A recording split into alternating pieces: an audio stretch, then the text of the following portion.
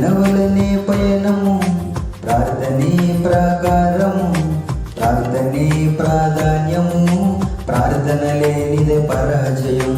ప్రార్థన వలనే పయనము, ప్రార్థనే ప్రకారము, ప్రార్థనే ప్రాధాన్యము, ప్రార్థన లేనిదే పరాజయం. ప్రభువా ప్రార్థన నేర్పయ్యా, ప్రార్థించకుండా నేనుండలేనయ్యా. ప్రభువా ప్రార్థన నేర్పయ్యా, ప్రార్థించకుండా నేనుండలేనయ్యా. నీ పాదాలు తడపకుండా నా పయనం సాగదయ్యా. నీ పాదాలు తడపకుండా నా పయనం సాగదయ్యా. ప్రార్థన వలనే పయనము, ప్రార్థనే ప్రకారము, ప్రార్థనే ప్రాధాన్యము, ప్రార్థన లేనిదే పరాజయం.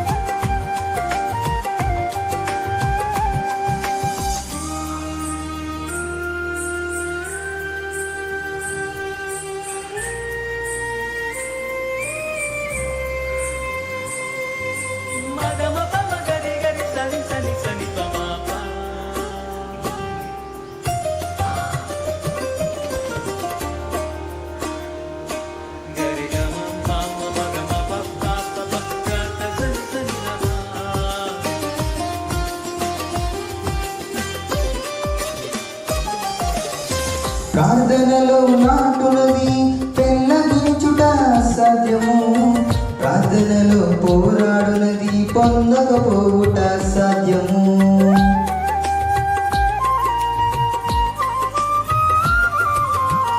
ప్రార్థనలో నాటునది పెళ్ళగించుట సాధ్యము, ప్రార్థనలో పోరాడునది పొందకపోవుట సాధ్యము. ప్రార్థనలో ప్రాకులాడినది పతనమవుట సాధ్యము, ప్రార్థనలో ప్రాకులాడునది పతనమవుట సాధ్యము. ప్రార్థనలో పదునైనది పని చెయ్యకపోవుట సాధ్యము, ప్రార్థనలో పదునైనది పని చెయ్యకపోవుట సాధ్యము. ప్రభువా ప్రార్థన నేర్పయ్యా, ప్రార్థించకుండా నేనుండలేనయ్యా. ప్రభువా ప్రార్థన నేర్పయ్యా, ప్రార్థించకుండా నేనుండలేనయ్యా. నీ పాదాలు తడపకుండా నా పయనం సాగదయ్యా. నీ పాదాలు తడపకుండా నా పయనం సాగదయ్యా. ప్రార్థన వలనే పయనము, ప్రార్థనే ప్రకారము, ప్రార్థనే ప్రాధాన్యము, ప్రార్థన లేనిదే పరాజయం.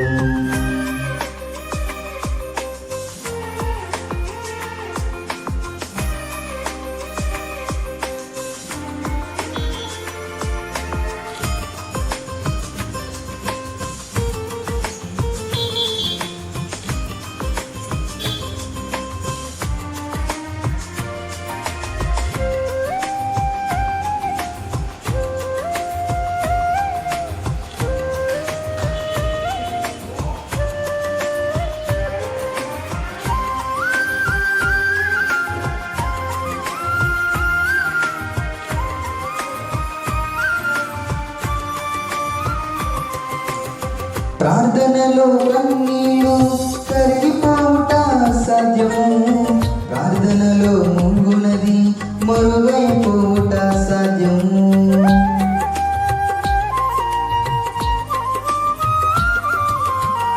ప్రార్థనలో కన్నీళ్ళు కరిగిపోవుట సాధ్యము, ప్రార్థనలో మునుగునది మరుగైపోవుట సాధ్యము.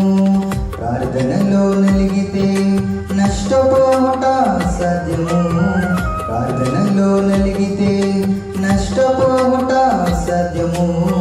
ప్రార్థనలో పిడుగులాడితే పడిపోవుట సాధ్యము. ప్రార్థనలో పిడుగులాడితే పడిపోవుట సాధ్యము. ప్రభువా ప్రార్థన నీపయ్యా, ప్రార్థించకుండా నేనుండలేనయ్యా. ప్రభువా ప్రార్థన నీపయ్యా, ప్రార్థించకుండా నేనుండలేనయ్యా. నీ పాదాలు తడపకుండా నా పయనం సాగదయ్యా. నీ పాదాలు తడపకుండా నా పయనం సాగదయ్యా. ప్రార్థన వలనే పయనము, ప్రార్థనే ప్రకారము, ప్రార్థనే ప్రాధాన్యము, ప్రార్థన లేనిది పరాజయం. ప్రార్థన వలనే పయనము, ప్రార్థనే ప్రకారము, ప్రార్థనే ప్రాధాన్యము, ప్రార్థన లేనిది పరాజయం. ప్రభువా ప్రార్థన నీపయ్యా, ప్రార్థించకుండా నేనుండలేనయ్యా. ప్రభువా ప్రార్థన నీపయ్యా, ప్రార్థించకుండా నేనుండలేనయ్యా. నీ పాదాలు తడపకుండా నా పయనం సాగదయ్యా. నీ పాదాలు తడపకుండా నా పయనం సాగదయ్యా. ప్రార్థన వలనే పయనము, ప్రార్థనే ప్రకారము, ప్రార్థనే ప్రాధాన్యము, ప్రార్థన లేనిదే పరాజయం.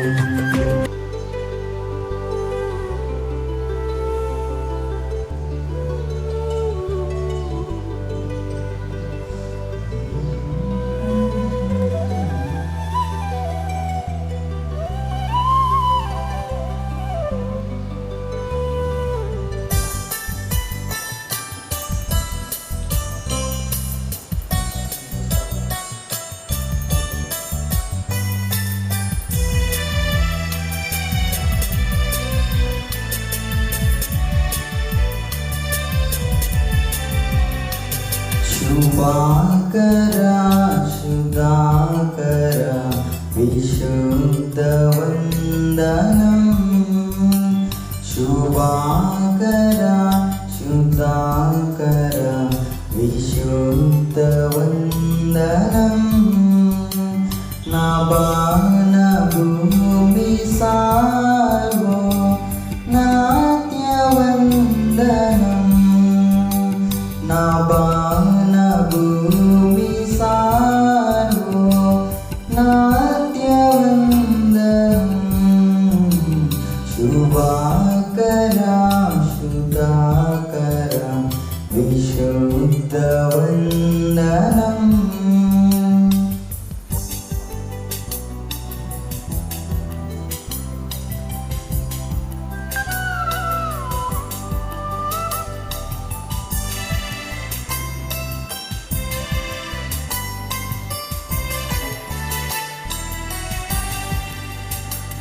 యెహోవా స్రష్ట జనక నీకు ఎంతయు ప్రణుతి. యెహోవా స్రష్ట జనక నీకు ఎంతయు ప్రణుతి.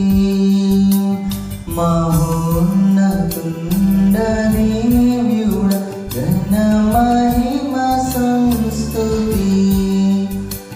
మహోన్నతుండ దేవ్యుడ ఘన మహిమ సంస్తుతి. శుభాకరా శుధాకరా విశుద్ధ వందనం.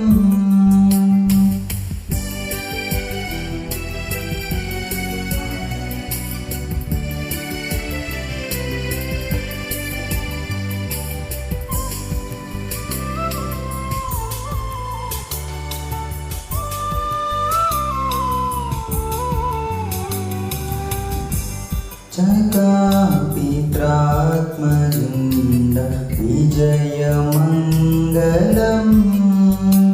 విమోచక పిత్రాత్మజుండ విజయమంగళం.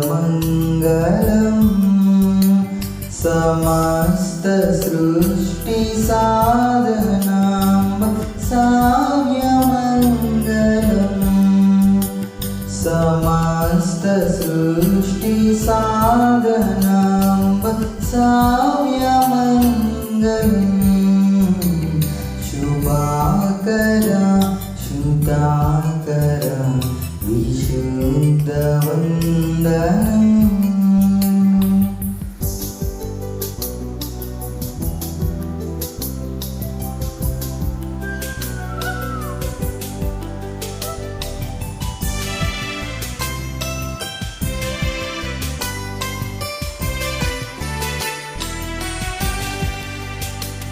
వరాత్మ పితా పుత్ర నిగమ పరుడ స్తోత్రము వరాత్మ పితా పుత్ర నిగమ పరుడ స్తోత్రము వరా ప్రదుండ భక్త హృదయవాస స్తోత్రము వరా ప్రదుండ భక్త హృదయవాస స్తోత్రము శుభాకర శుద్ధాకర విశుద్ధవందనం.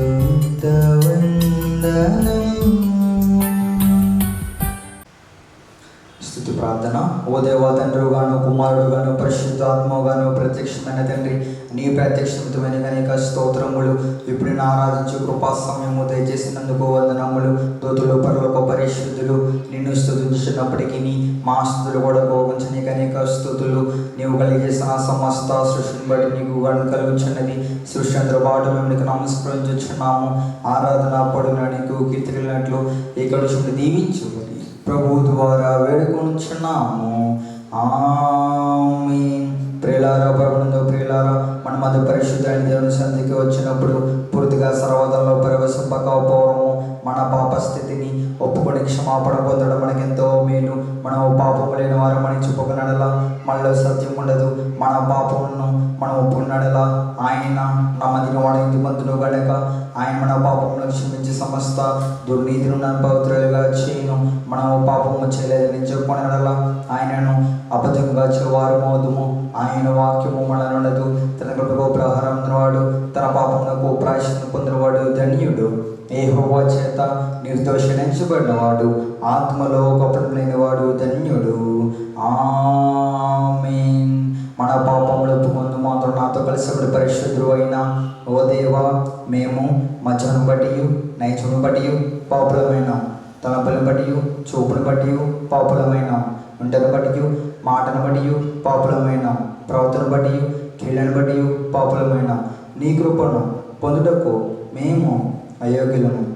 మమ్మును క్షమించమని నీ కుమారుని ప్రముఖముగా వేడుకొనుచున్నాము. ఆమేన్. ప్రియులారా తన అపరిమితమైన అపరాధం బట్టి విశ్వాసం పాపము క్షమించుచున్నాడు.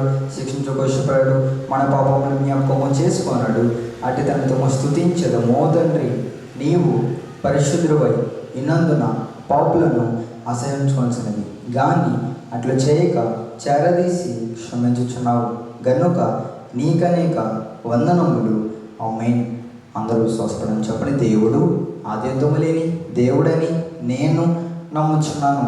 ఆయన ప్రేమ, న్యాయము, పరిశుద్ధత, శక్తి, జ్ఞానము, జీవము, స్వతంత్రత, స్వాభావికత్వము ఈ మొదలైన శుభలక్షణలతో నిత్యము మహా తేజోమయముగా ప్రకాశించుచున్నాడని నమ్ముచున్నాను.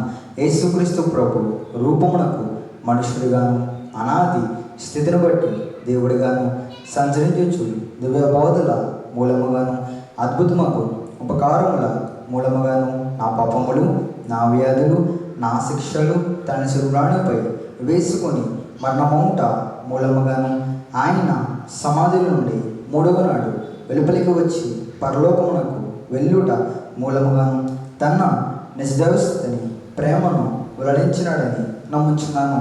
ఇప్పుడు అందరి నిమిత్తమై విజ్ఞాపన ప్రార్థన చేయుచున్నాడనియు ఆయన రెండవ మారు సంగమును కొనపోవుటకు మేఘాసనుడై వచ్చుననియు మిగిలిన వారికి 7 శ్రమ కలుగుననియు తన తర్వాత అంత్యక్రీస్తునకును క్రీస్తునకును జరు యుద్ధములో అంత్యక్రీస్తు అబద్ధ ప్రవక్త నరకంలో వేయబడుదరనియు సాతాను పాతాళములు 1000 ఏండ్లు బంధింపబడిననియు ఆ తరువాత ప్రభువు భూమి మీద 1000 ఏండ్లు పరిపాలన చేయననియు తర్వాత ఆయన సజీవులకును మృతులకును తీర్పు తీర్చిననియు నమ్ముచున్నాను.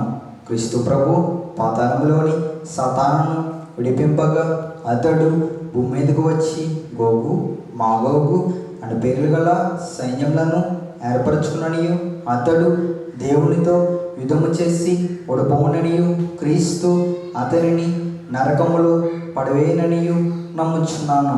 అటు తర్వాత ఆయన అందరికును తీర్పు విధించనియు అవిశ్వాసులను నరకంలోనికి పంపివేయనని నమ్ముచున్నాను. తుదకు భూమి మీద ఉన్న పరిశుద్ధులందరూ ఏకసంగముగా ఉండటం వలన భూమి పరలోకములో ఒక భాగమునని క్రీస్తు ప్రభు పరలోకంలో భూలోకంలో ఉండునని నమ్ముచున్నాను.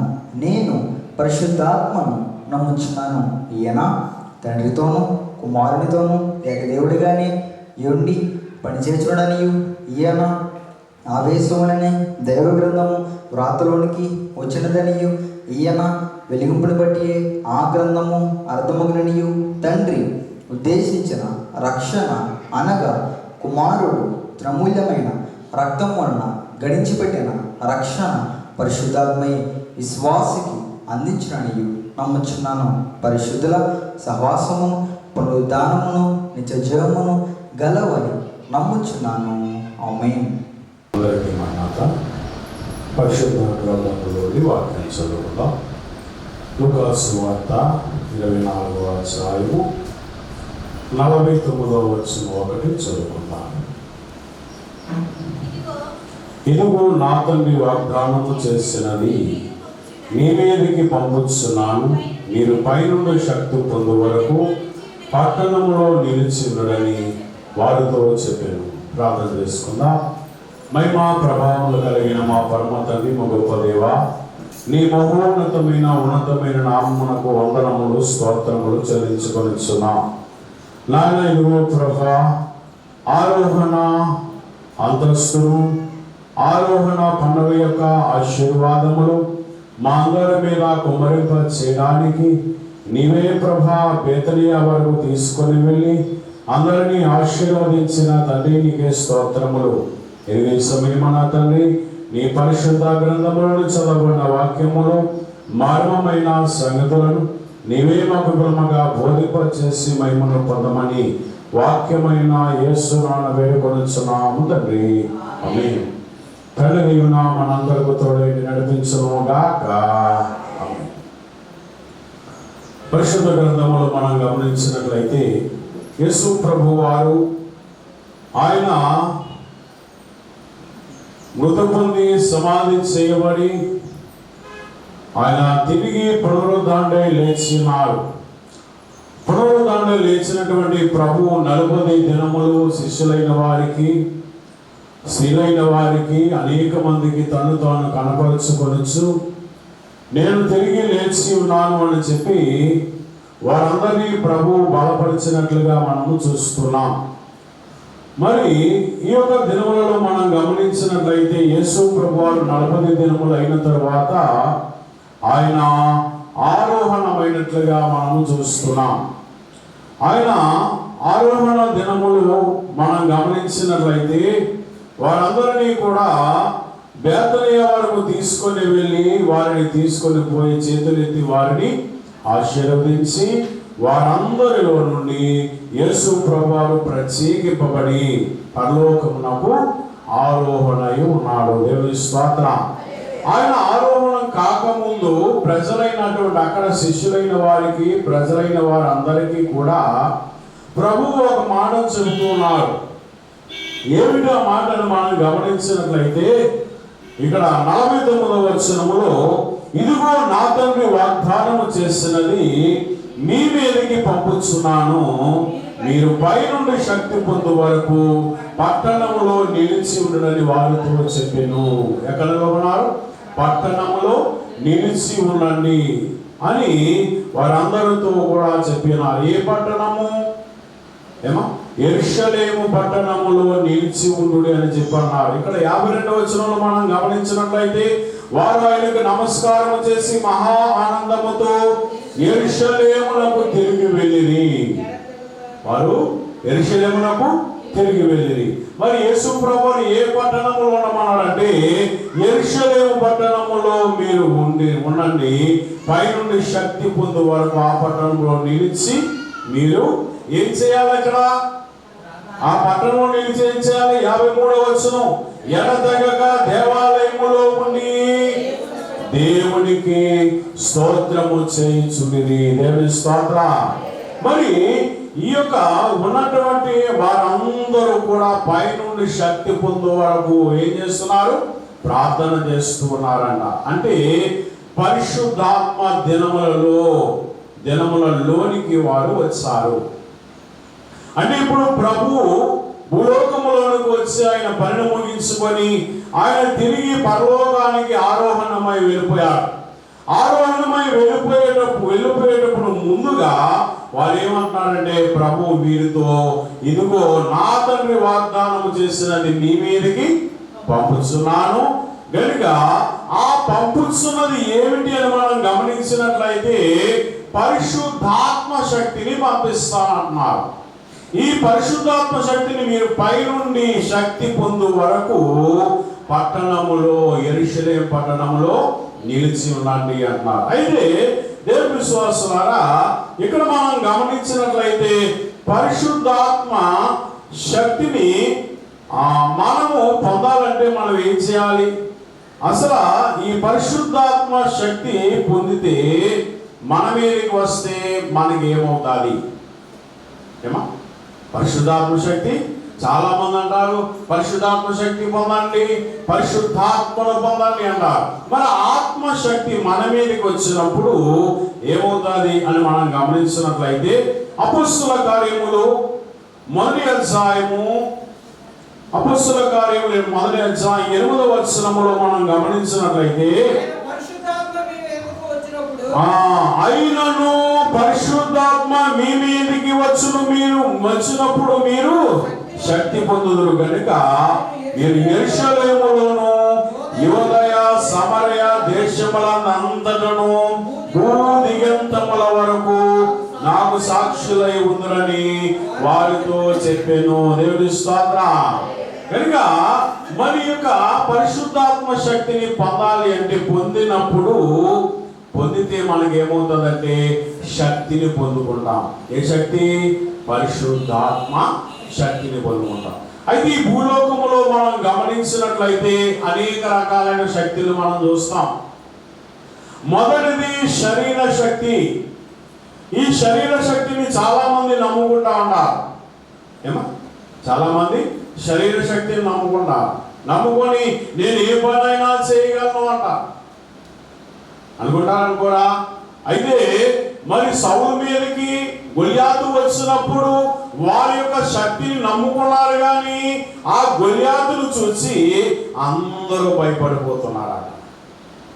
గొలియాతును చూసి అందరూ భయపడుతున్నారు. అయితే ఇక్కడ మనం గమనించినట్లయితే శరీర శక్తి కలిగిన వాడు దేన్నైనా జయించగలరు అనుకుంటారు, కానీ దేవుని కార్యములు చేయలేరు. సొంత శక్తితోను యేసు ప్రభుని ఎరుగలేను, సొంత శక్తితోను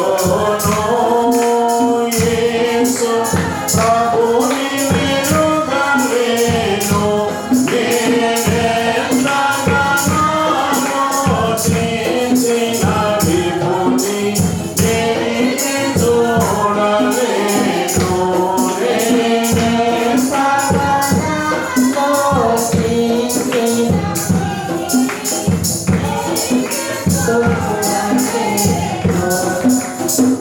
సొంత శక్తితోను యేసు చేరలేను, సొంత శక్తితోను యేసు స్వామి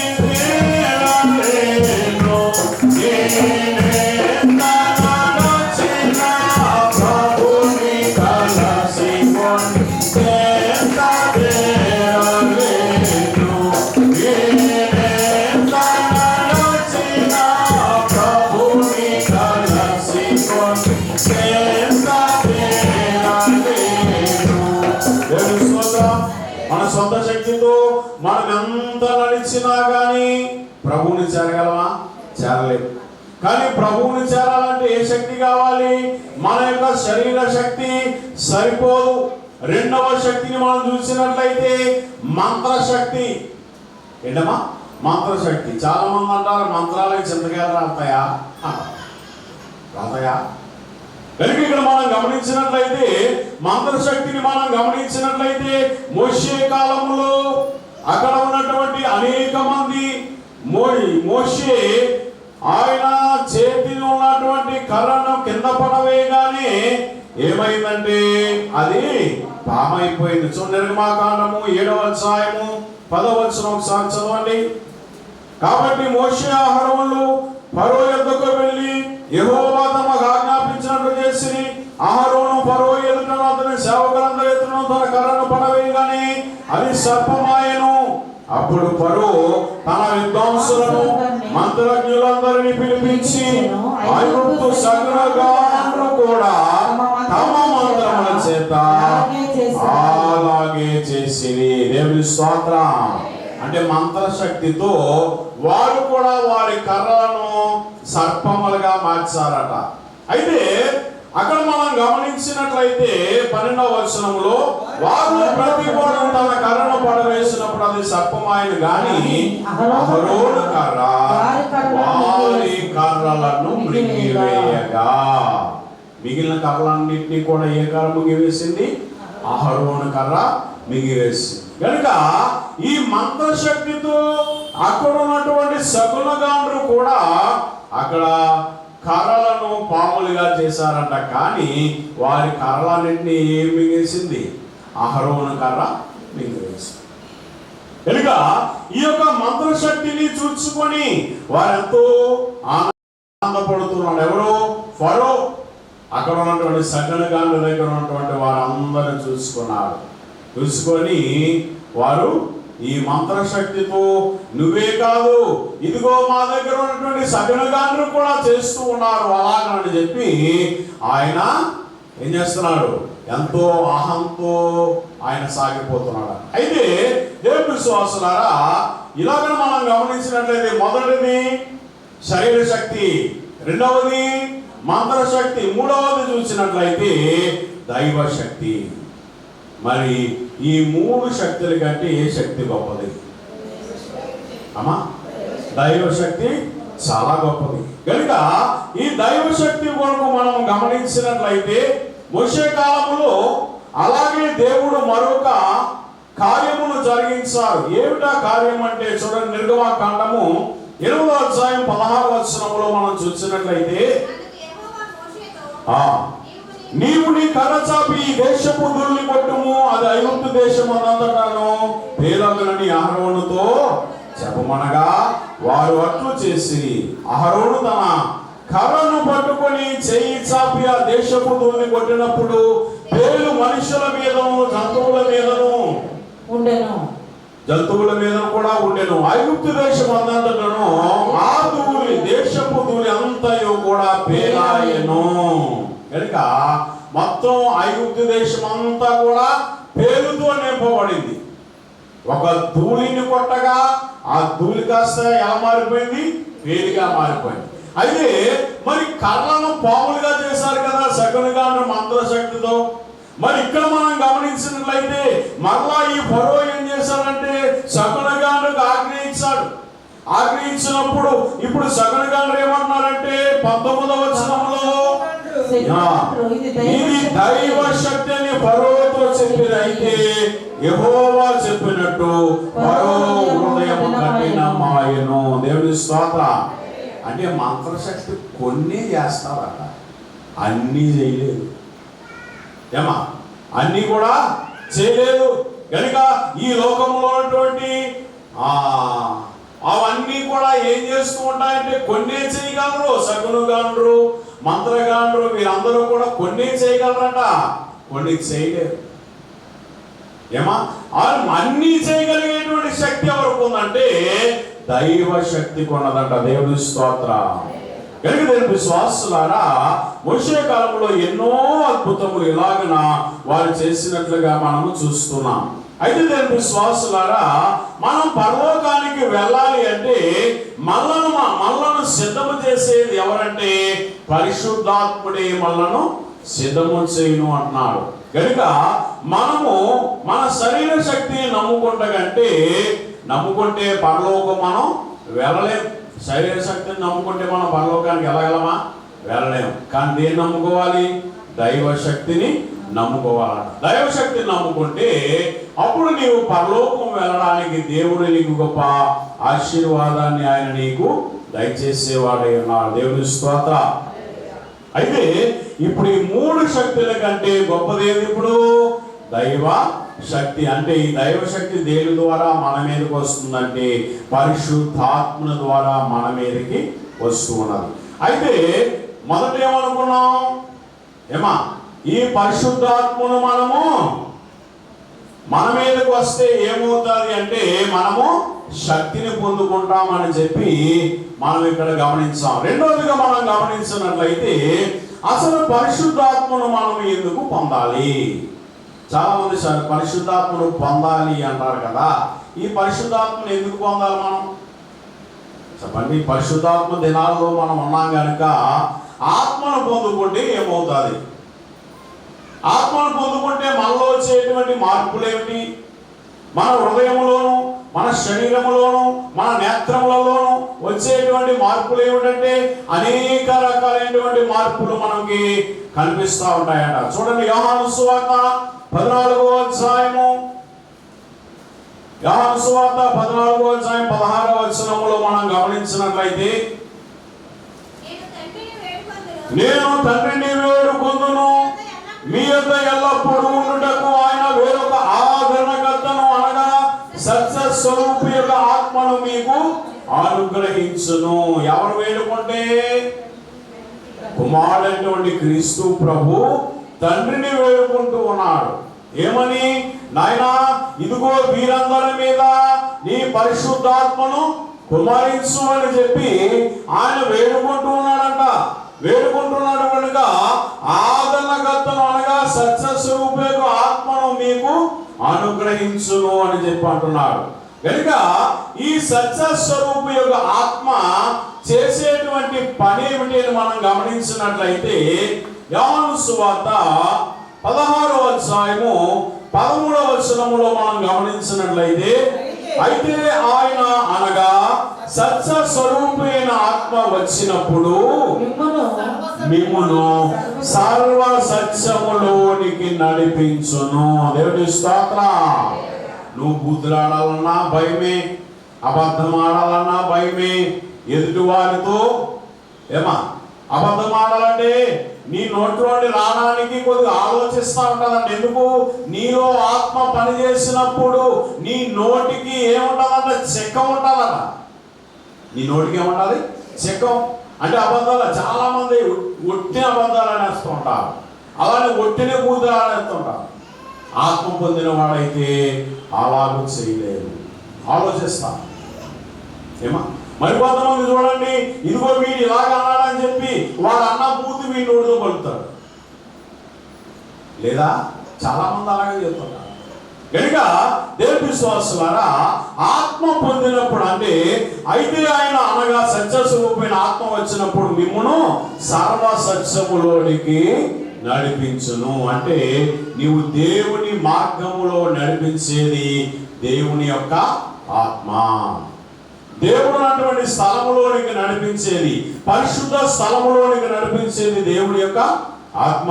అయితే దేవుని విశ్వాసులారా, ఆయన తనంతట తానే ఏమీ బోధింపక వేటిని వినునో వాటిని బోధించి సంభవింపబో సంగతులను మీకు తెలియజేయ. అంటే ఇక జరగబోయేటువంటి సంగతులను ఈ పరిశుద్ధాత్ముడు మనకి తెలియజేస్తూ ఉంటాడట. అది అంత ఎవరికి? ఆత్మ పొందిన వారికి మాత్రమే తెలుస్తుంది. అది సంభవింపబోవు సంగతులు అంటే ఇక జరుగుతాయనగా జరగక ముందే అవి ఏం చేస్తా? దేవుడు బయలుపరుస్తూ ఉంటాడు ఆత్మ పొందిన వారికి. అలాగే బయలుపడినప్పుడు నువ్వు వాటి యందు అభ్యాసము కలిగి దేవుని వైపు చూస్తూ ప్రార్థన చేయాలంట. అంతేగాని వాటిని అల్లర చేయకూడదు. కొంతమంది అల్లర చేస్తా ఉంటారు. పరిశుద్ధాత్మ నీకు బయలుపరుచినప్పుడు నువ్వేం చేయాలి? ప్రార్థన చేయాలి. నైనా ఇవి ఎప్పుడు సంభవించును అని చెప్పి శిష్యులైన వారికి ప్రభువు చెప్పినప్పుడు ఇవి ఎప్పుడు జరుగును అంటే రాకడ కాలంలో జరుగును అని చెప్పి దేవుడు సెలవిస్తున్నాడు. అయితే మనకి ఈ యొక్క పరిశుద్ధాత్ముడు వాటిని సంభవింపబో సంగతులను మీకు తెలియజేయలేని జరగబోయే సంగతులను మనందరికీ కూడా ఆయన తెలియజేస్తూ ఉంటాడంట. కనుక వాటిని మనకు తెలిసినప్పుడు మనం ఏం చేయాలి? ఆ దినమందు మనం ఏం చేయాలా? 26వ వచనం చదవండి. ఆ దినమందు మీరు నా పేరట అడుగుదురు గాని మీ విషయమై నేను తండ్రిని వేడుకుందునని మీతో చెప్పటలేదు. దేవుని స్తోత్రం. ప్రభువుని అడుగుతూ ఉంటారు. కానీ మరి ఆ దినము ప్రభువుకు కూడా తెలియదు కదా, తెలుసా? ఆయనకు కూడా తెలియదు. ఒకవేళ ప్రభువు తెలిస్తే విశ్వాసులైన వారికి, ప్రవక్తలైన వారికి చెప్పేస్తాడేమో. ఆయన జాలి కలిగిన హృదయం కనుక ప్రభువుది తండ్రి దేవుడు ఆ దినము కొరకు కుమారుడైన క్రీస్తు ప్రభు కూడా తెలియచేయలేదన్న. దేవుని స్తోత్రం. అయితే నేను విశ్వాసులారా, ఈ పరిశుద్ధాత్ముడు నీకు చేసేది ఏమిటంటే మొట్టమొదట బోధించేవాడై ఉన్నాడు.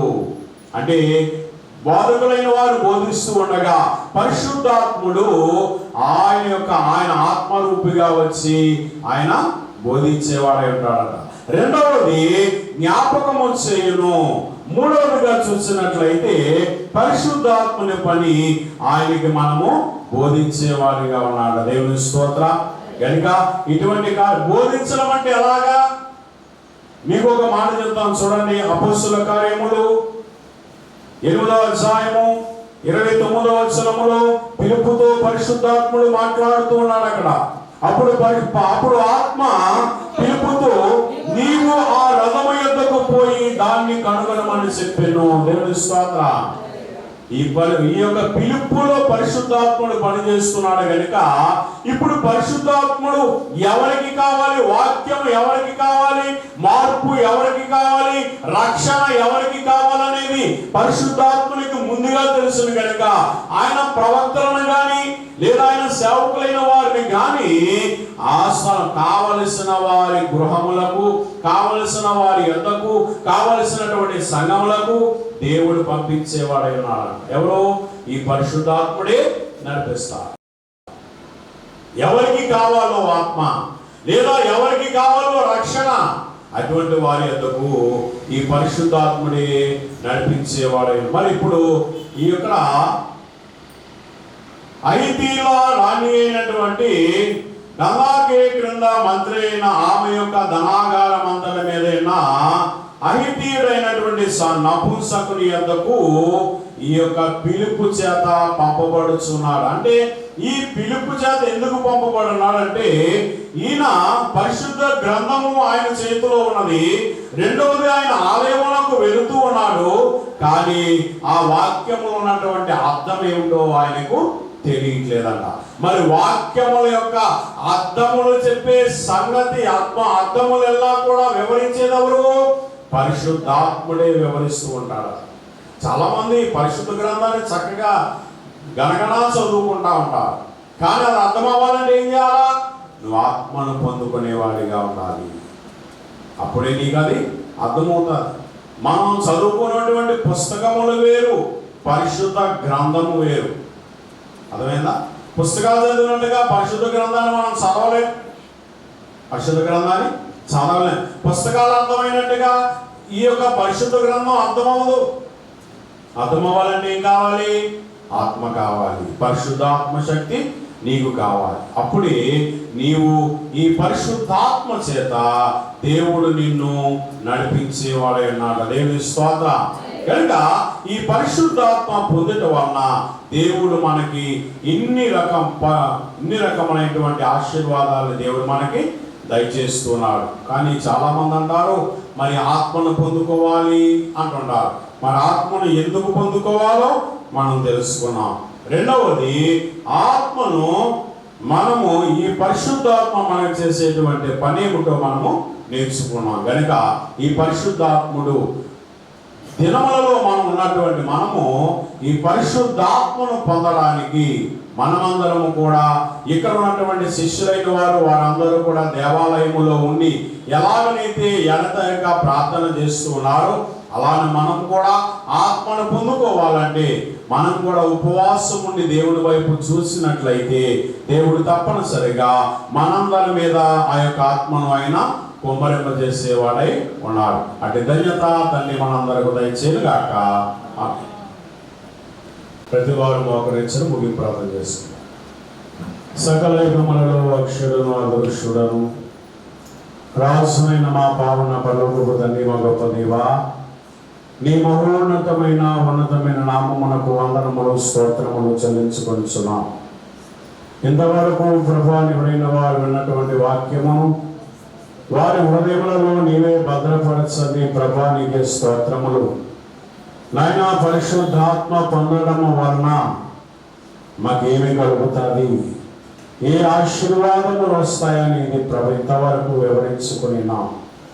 అలానే పరిశుద్ధాత్మను ఎందుకు పొందాలి అని ప్రభా ఈ దినాన నీవు మాకు వివరింపజేసిన తండ్రి, నాయనా పరిశుద్ధాత్మను పొందితే మాకు వచ్చేటువంటి ఆశీర్వాదములు ఏమిటో నీవే మాకు బయలుపరిచావు. పరిశుద్ధాత్మను పొందినటువంటి పిలుపు గారు ఎలాగనైతే ప్రభా నాయనా ఇదిగో దేవాలయమునకు వెలుచున్నటువంటి నపుంసకులు కలుసుకొని ఆయనకు ప్రభా వాక్యము బోధించిల్లగా వెంటనే ఇదిగో ఇక్కడ నీరు ఉన్నది తీసుకోవడానికి నేను సిద్ధముగా ఉన్నానన్నప్పుడు వెంటనే అక్కడ ఆయనకు రక్షణను నీవే అందించిన తండ్రి నీకే స్తోత్రములు. ఇలా నా ప్రభా ఈ పరిశుద్ధాత్మ పొందడం ద్వారా అనేక ఆశీర్వాదములు, అనేక దీవెనలు నాయనా నీ యొక్క ఆత్మ కుమ్మరింపు జరుగుతుందని ప్రభా నీవే సెలవిచ్చిన తండ్రి నీకే స్తోత్రములు. యేసయ్యా ఇదిగోనైనా ఈ యొక్క పరిశుద్ధాత్మ కుమ్మరింపు దినములలో ఉన్నటువంటి మేము నాయనా నీ ఆత్మను పొందుకోవడానికి ప్రతిరోజు నిన్ను స్తుతించుకునే భాగ్యము, ఆరాధించుకునే భాగ్యము నాయనా ప్రతిరోజు నాయనా ప్రత్యేకముగా ఉదయం లేవగానే మమ్మలను మేము నీకు సమర్పణ చేసుకునే భాగ్యము మా అందరకు దయచేయండి ప్రభానికి స్తోత్రాలు వందనములు చెల్లించుకొనిచున్నాం. గొప్ప దేవా నీకే స్తోత్రములు స్తోత్రములు స్తోత్రములు. అలానే తండ్రి నాయనా రేపు 13వ తారీఖు సోమవారము ప్రభా ఇదిగో ఎన్నికలు గనుక నాయనా నీ చిత్తానుసారంగా నీవే జరిగించండి. ఎక్కడ ఎటువంటి అల్లర్లు గుట్లాట్లు లేకుండా అంతా క్రమముగా జరిగేటట్లుగా నీవే నీ కృపను తోడుగా ఉంచండి ప్రభా. యేసయ్యా అందరికీ ఆశీర్వాదకరముగా, అందరికీ కూడా ప్రభా ఉపయోగకరముగా ఉండేటువంటి గవర్నమెంట్ ను నీవే మాకు దయచేయండి ప్రభా. తండ్రి నీకే స్తోత్రములు. ప్రతి పేదవారు ప్రతి గొప్పవారు అందరికీ కూడా అనుకూలముగా ఉండేటువంటి గవర్నమెంట్ నాయన మాకు వచ్చేటట్లుగా ఎన్నికలు నాయనా ప్రతి వారు కూడా ఓటు హక్కును వినియోగించుకునేటట్లుగా ప్రతి వారిని కూడా మీరే దీవించి మేలు కలగచేయండి. పరమ తండ్రి నీ పాదముల పట్టు అడుగుతున్నాం. నీవే ప్రభా నాయనా నీకు నచ్చినటువంటి గవర్నమెంట్, క్రైస్తవులైన వారికి ఎటువంటి ఆటంకము హాని లేనటువంటి గవర్నమెంట్ వచ్చేటట్లుగా నీ కృపను తోడుగా వచ్చి మేలు కలగచేయమని తండ్రి నీ పాదముల పట్టు అడుగుతున్నాం. అలానే తండ్రి నాయనో ప్రభా కోతలు జరుగుతున్నవి కనుక నీవే ఎవరికి ఎటువంటి ఏ రైతుకి కూడా ఎటువంటి నష్టము లేకుండా అందరికీ నీవే ప్రభా దీవెనను దయచేయండి ప్రభా.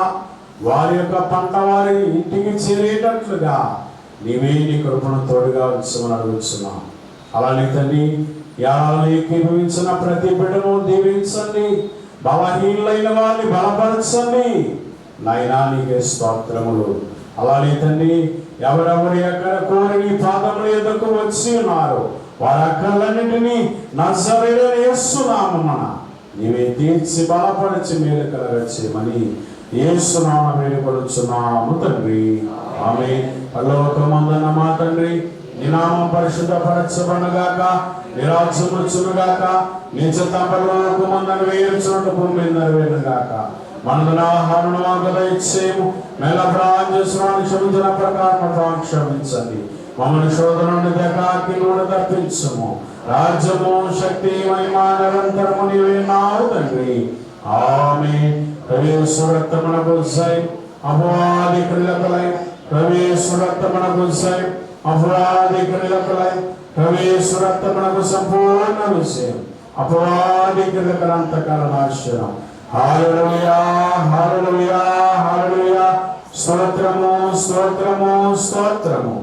ఆమేన్, ఆమేన్, ఆమేన్. మన ప్రభువైన యేసుక్రీస్తు కృపయు, తండ్రైన దేవుని ప్రేమయు, పరిశుద్ధాత్మక సహవాసం, నీతిమంతుడి ఆశీర్వాదము చేసిన సర్వాంశములకు జరగబోకము ఇప్పుడు వచ్చినప్పుడైన వారందరికీ ఆయన కృపతోడే నడిపించును గాక.